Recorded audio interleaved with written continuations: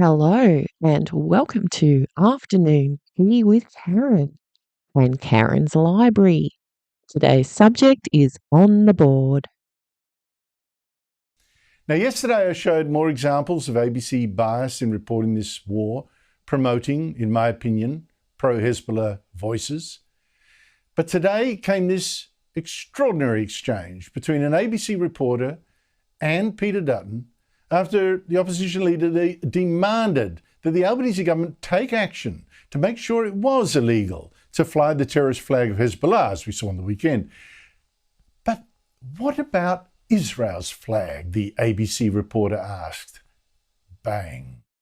Groups have commented on the hypocrisy of that situation because there are no bans currently on Israeli flags being raised, despite 45,000 people dying at the hands of the Israeli government. Well, Israel is a democracy. It's not run by a terrorist organisation.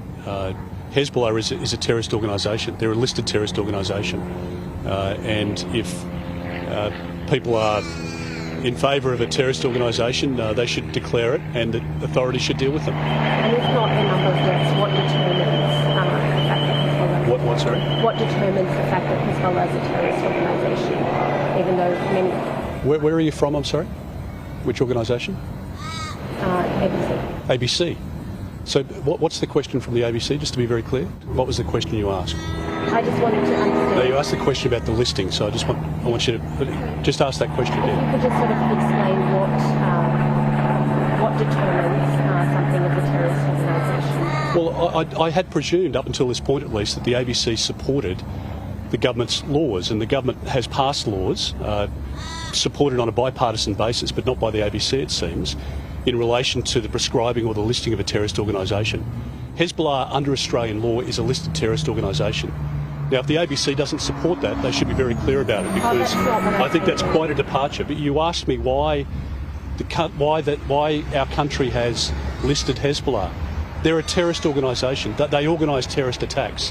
And if that is not clear to the ABC, then I think the ABC is in greater trouble than even I first imagined. That wasn't my question. Just a quick memo to the ABC. Among the many terrorist attacks committed by Hezbollah, including on American soldiers, was one on a Jewish cultural centre in Argentina. Nearly 90 people killed. Seriously. Joining me is Michael Sukkar, the Shadow Minister for Housing, NDIS and Social Services, who also has Lebanese background through his father. Michael Sukkar, thank you so much for your time. What did you make of that exchange? Well, I think it's, in some respects, entirely unsurprising that the ABC seems to be running interference on something that I think any decent-minded Australian would agree with, and that's that Hezbollah and symbols that represent Hezbollah or Hamas should be banned. These are terrorist organisations.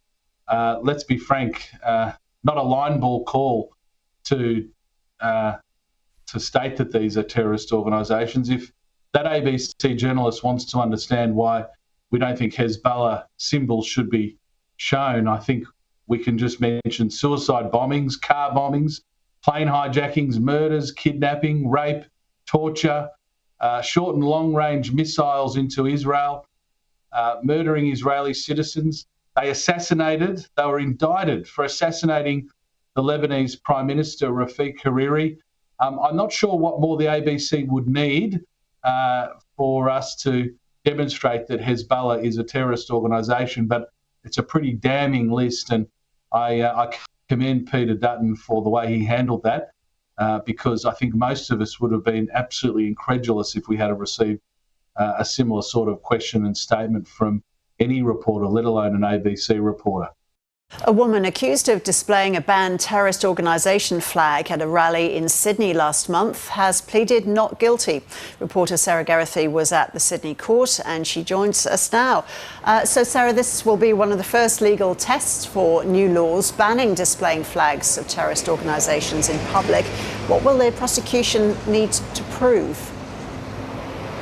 Well, that's right, Ros. This offence is contained in new expanded laws that ban the idolisation or promotion of extremist views, and they establish a new offence which is publicly displaying the symbols of a prohibited terrorist organisation, and that carries a maximum prison sentence, if proven, of up to 12 months. Now, these new laws were brought in by the Commonwealth earlier this year in response to what was seen as a rise in far-right activities, namely after neo-Nazi groups were seen to be displaying swastika flags and giving the Nazi salute. But the first time that they were used was in the wake of rallies held here in Sydney at the end of September in protest of Israel's bombardment of Gaza and Lebanon. And at those rallies, several protesters were filmed holding Hezbollah flags, as well as waving placards and pictures of its slain leader Hassan Nasrallah. Now, Hezbollah was declared a terrorist organisation by the Australian government in 2021. After these rallies, in the wake of these rallies, police released a photo allegedly showing 19-year-old Sarah Mahana, and she subsequently turned herself into police and was charged with this offence. But it's not as simple as simply proving that somebody was waving a Hezbollah flag or a flag of a banned terrorist organisation. In order to prove this offence, the prosecution will have to prove a number of other elements.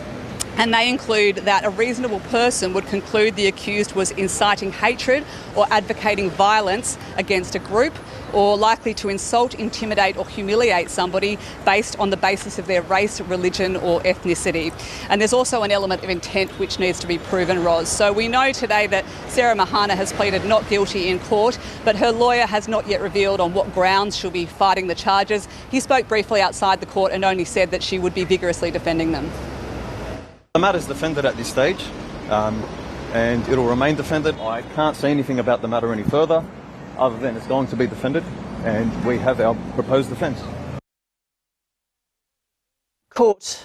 It was only a brief court appearance. Sarah, what will happen next in this case?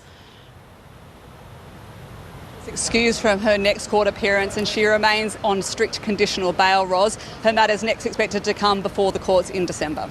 Now, Peter Wertheim, the co-CEO of the Executive Council of Australian Jewry. Now, you're arguing this watered-down hate speech bill from the federal government, which of course was a long time coming, doesn't go far enough. You say that the wording of the proposed legislation doesn't include enough forms of hate speech. Explain what is your issue with the current state of the legislation. Well, I take my yardstick or starting point with some of the events that have occurred in recent times. Cast your mind back to last year, October the 9th, 2023, when we had a major demonstration at the forecourt of the Opera House. The rhetoric was violent. The behaviour was menacing and intimidating in keeping with that rhetoric. I would have thought that, judging by the reaction to it, including on Sky News, which did a big expose of that whole incident, people would have expected that that kind of conduct would already be against the law and should have been prosecuted. And yet there was no prosecution. There was no legal action taken in relation to it at all.